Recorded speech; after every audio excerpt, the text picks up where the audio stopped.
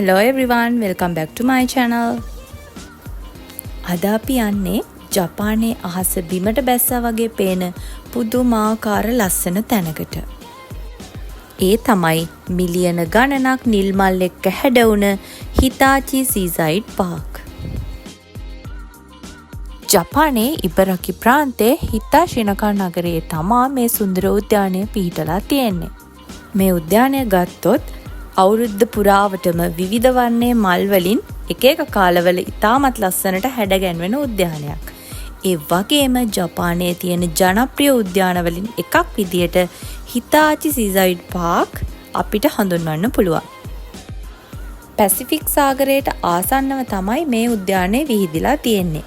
ඒ වගේම විශාලත්වයෙන් ගත්තොත් හෙක්ටයාර් 100 ගණනක ප්‍රමාණයක් මේ උද්‍යානය ඇත්තටම විශාලත්වයෙන් යුක්තයි. ජපානය කියන්නේ ඇත්තටම විවිධ කාලගුණ තත්ත්වයන්ට මුහුණ දෙන රටක්. ඉතින් මේ කාලගුණ වෙනස් වීම අනුව විවිධ මල් වර්ග ශාක වර්ගත් ඇත්තටම විවිධත්වයක් ගන්නවා මේ උද්‍යානය. දෙස් විදෙස් සංචාරකයන් ආකර්ෂණය කර ගැනීමේ ප්‍රධානම හේතුවත් ඉතින් මේ කාලගුණ විපර්යාසයන්ට අනුව වෙනස් වෙන ශාකයන් මල් වර්ගම තමයි. ඇත්තටම වසන්ත කාලයේ පිපෙන නිල් පාට නෙමොෆිලා මල නිසා තමයි. ඒ කියන්නේ මිලියන ගාණක් පිපෙන මේ මල් වර්ගය නිසා තමයි මේ උද්‍යානයේ විශේෂයෙන්ම ජනප්‍රියත්වයට පත් වෙලා තියෙන්නේ.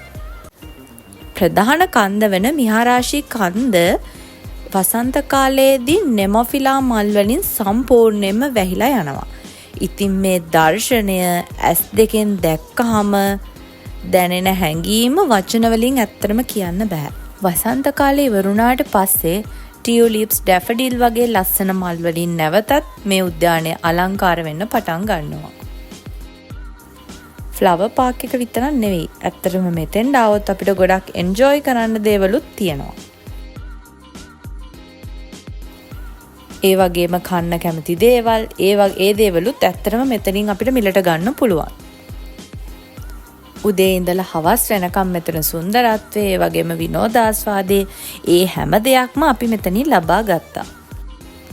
ඉතින් කෙටියෙන්ම කියන්න තියෙන්නේ මේක ඇත්තටම මිහිපිට දිව්‍ය ලෝකයක් වගේ තමයි.